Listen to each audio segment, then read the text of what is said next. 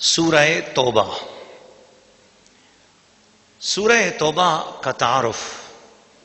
سورہ توبہ مدنیہ ہے. اس میں 16 رکوع ہیں. اس میں 129 آیات ہیں. اس میں 4078 کلمات ہیں.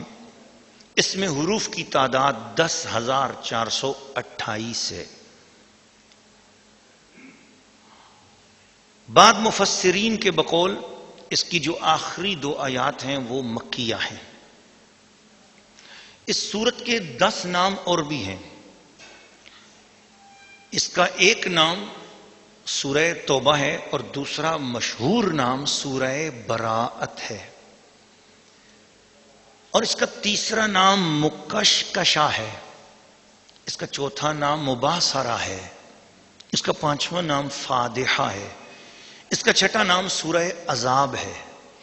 اس کا 7واں نام سورہ مدمدمہ ہے یا مدمدمہ. اور اس کا 8واں نام مشروہ ہے. اس کا 9واں نام مبشرہ ہے. اور اس کا 10واں نام مخزیہ ہے.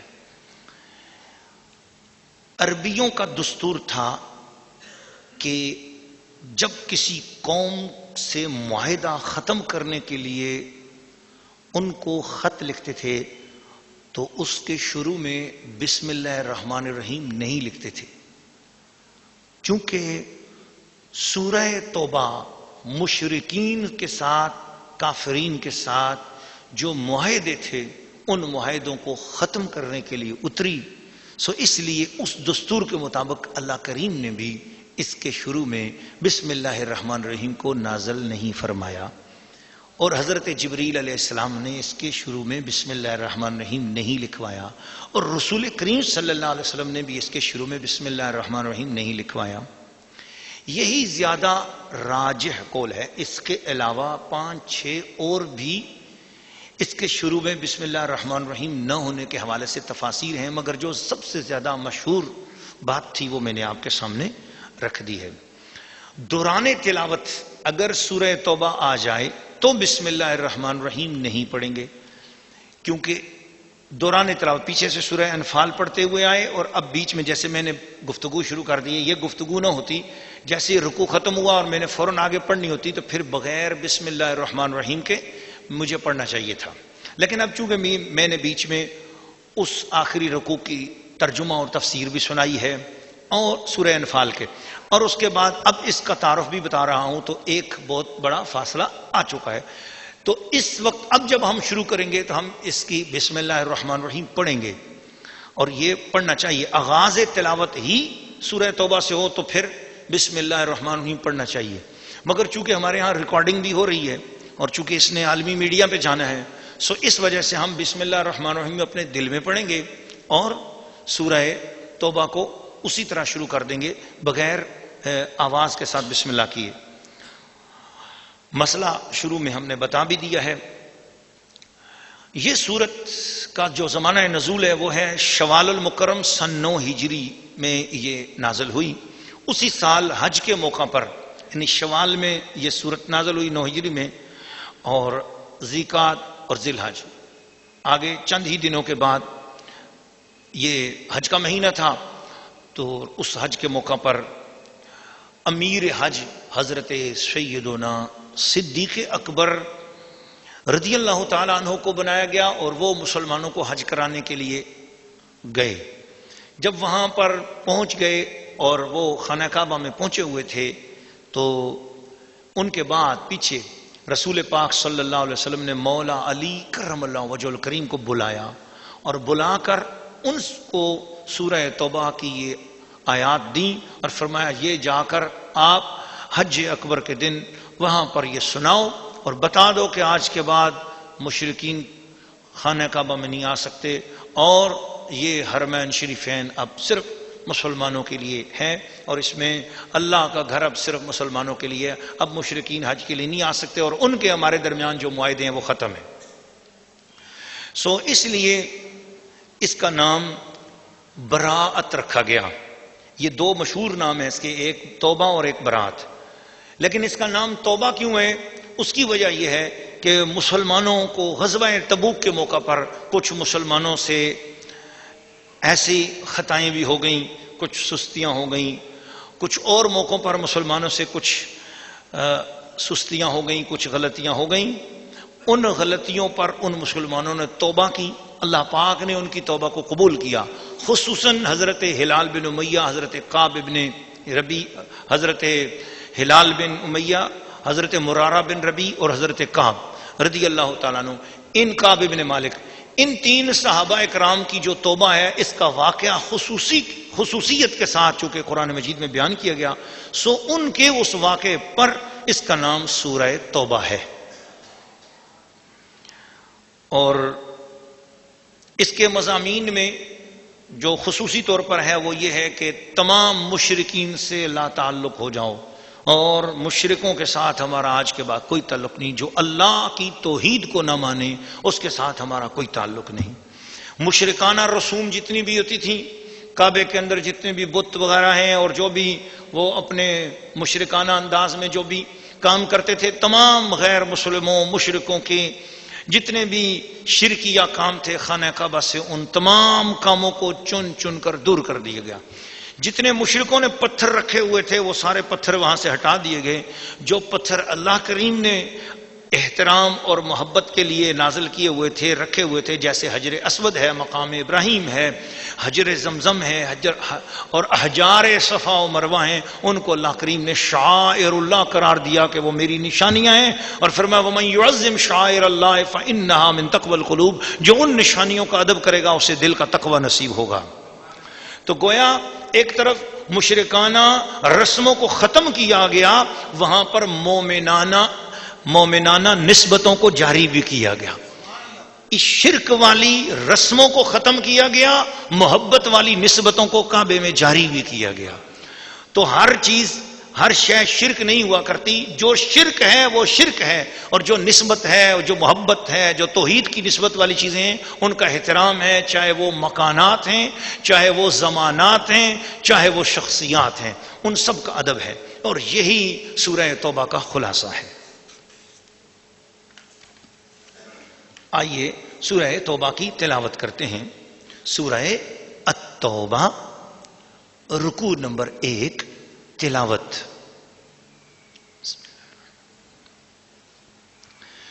براءة من الله ورسوله إلى الذين عاهدتم من المشركين فسيحوا في الأرض 4 أشهر واعلموا أنكم غير معجز الله وأن الله مخزي الكافرين وأذان من الله ورسوله إلى الناس يوم الحج الأكبر أن الله بريء من المشركين ورسوله فإن تبتم فهو خير لكم وإن توليتم فاعلموا أنكم غير معجز الله وبشر الذين كفروا بعذاب أليم إلا الذين عاهدتم من المشركين ثم لم ينقصوكم شيئا ولم يظاهروا عليكم أحدا فأتموا إليهم عهدهم إلى مدتهم إن الله يحب المتقين فإذا انسلخ الأشهر الحرم فاقتلوا المشركين حيث وجدتموهم وخذوهم واحصروهم واقعدوا لهم كل مرصد فإن تابوا وأقاموا الصلاة وآتوا الزكاة فخلوا سبيلهم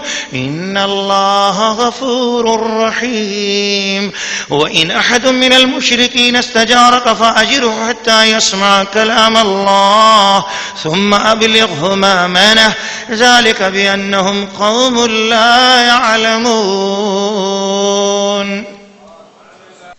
سورہ التوبہ، رکوع نمبر 1، ترجمہ. کنز الایمان، بیزاری کا حکم سنانا ہے اللہ اور اس کے رسول کی طرف سے ان مشرکوں کو جن سے تمہارا معاہدہ تھا اور وہ قائم نہ رہے. تو 4 مہینے زمین پر چلو پھرو اور جان رکھو کہ تم اللہ کو تھکا نہیں سکتے، اور یہ کہ اللہ کافروں کو رسوا کرنے والا ہے. اور منادی پکار دینا ہے اللہ اور اس کے رسول کی طرف سے سب لوگوں میں بڑے حج کے دن کہ اللہ بیزار ہے مشرکوں سے اور اس کا رسول. تو اگر تم توبہ کرو تو تمہارا بھلا ہے، اور اگر منہ پھیرو تو جان لو کہ تم اللہ کو نہ تھکا سکو گے، اور کافروں کو خوشخبری سناؤ دردناک عذاب کی۔ مگر وہ مشرک جن سے تمہارا معاہدہ تھا، پھر انہوں نے تمہارے عہد میں کچھ کمی نہیں کی اور تمہارے مقابل کسی کو مدد نہ دی، تو ان کا عہد ٹھہری ہوئی مدت تک پورا کرو، بے شک اللہ پرہیزگاروں کو دوست رکھتا ہے۔ پھر جب حرمت والے مہینے نکل جائیں تو مشرکوں کو مارو جہاں پاؤ، اور انہیں پکڑو اور قید کرو، اور ہر جگہ ان کی طاق میں بیٹھو۔ پھر اگر وہ توبہ کریں اور نماز قائم رکھیں اور زکوٰۃ دیں تو ان کی راہ چھوڑ دو، بے شک اللہ بخشنے والا مہربان ہے۔ اور اے محبوب، اگر کوئی مشرک تم سے پناہ مانگے تو اسے پناہ دو کہ وہ اللہ کا کلام سنے، پھر اسے اس کی امن کی جگہ پہنچا دو، یہ اس لیے کہ وہ نادان لوگ ہیں۔ سورہ التوبہ، رکوع نمبر 1، تفسیر۔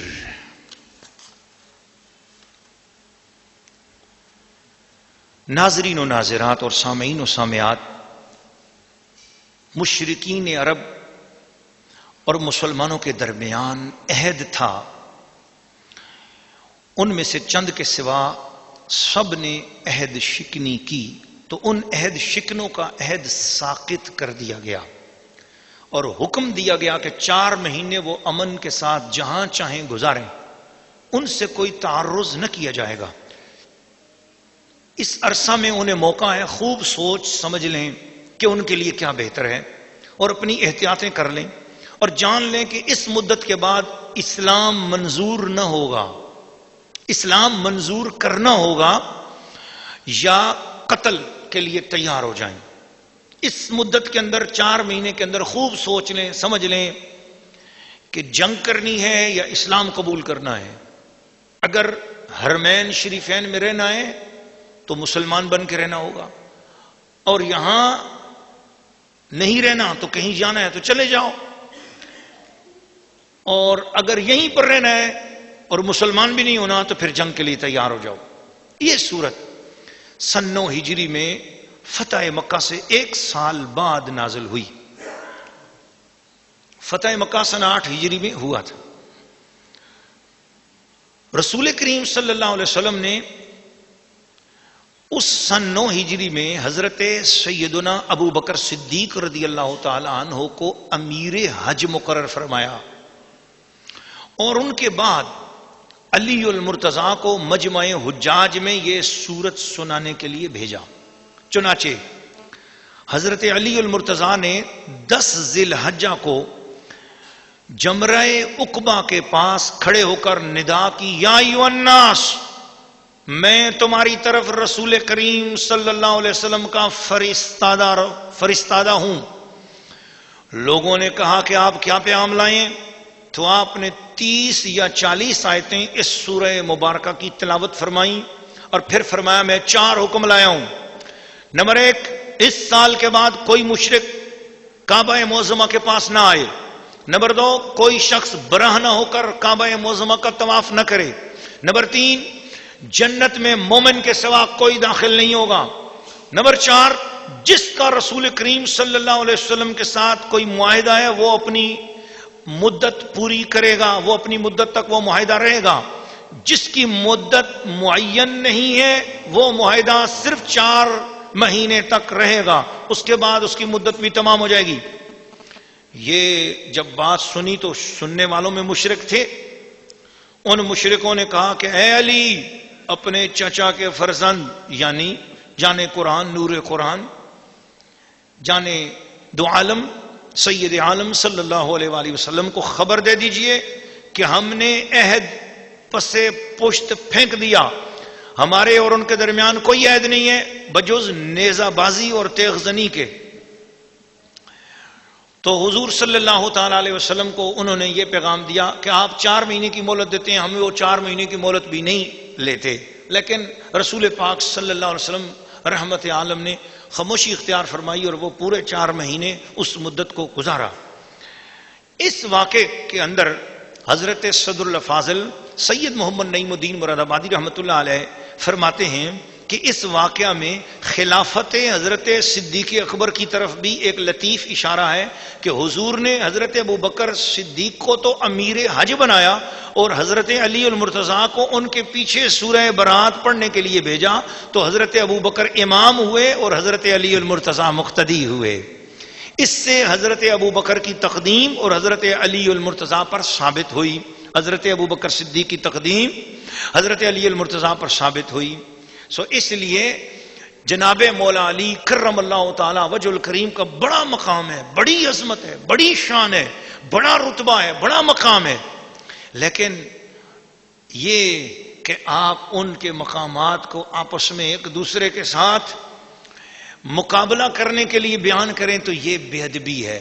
اللہ پاک نے حضور کا خلیفہ بلا فصل جس کو بنایا ہے اس کا نام نامی اس میں گرامی حضور سیدنا ابو بکر صدیق رضی اللہ تعالیٰ عنہ ہے، ان کے بعد حضرت عمر فاروق ہیں، ان کے بعد حضرت عثمان غنی ہیں، اور ان کے بعد حضرت جناب امیر المومنین مولا علی کرم اللہ تعالیٰ وجہ الکریم ہے۔ اور یہ تقسیمیں اللہ پاک کی طرف سے ہوئی ہیں، لیکن کوئی یہ کہے کہ جو پہلا خلیفہ ہو گیا ہے تو اس کی وجہ سے کہیں حضرت علی کا مقام گر گیا ہے یا کم ہو گیا ہے، یہ سوچنے والے کی گھٹیا سوچ ہو سکتی ہے۔ حقیقت حال یہ ہے کہ ہر ایک اپنے اپنے فلک پر چمکتا ہوا سورج ہے، اور ہر ایک اپنے اپنے فلک پر اپنے اپنے مقام پر، مقام صدیقیت میں اگر کوئی سورج ہے تو وہ صدیق اکبر ہیں، مقام عدالت میں اگر کوئی آسمان عدالت پر اگر کوئی سورج ہے تو وہ حضرت عمر فاروق ہیں، آسمان سخاوت میں اگر کوئی سورج ہے تو وہ عثمان غنی ہیں، اور آسمان شجاعت و ولایت میں اگر کوئی چمکتا ہوا آفتاب قیامت تک ہے تو وہ مولا علی کرم اللہ وجہ الکریم ہے۔ تو ہمیں سب صحابہ کرام کا ادب اور ان کا احترام بجا لانا چاہیے۔ ہیں کرنے ایک ہی مشعل کی ابو بکر عمر عثمان و علی، ہم مکتب ہیں یاران نبی، کچھ فرق نہیں ان ساروں میں۔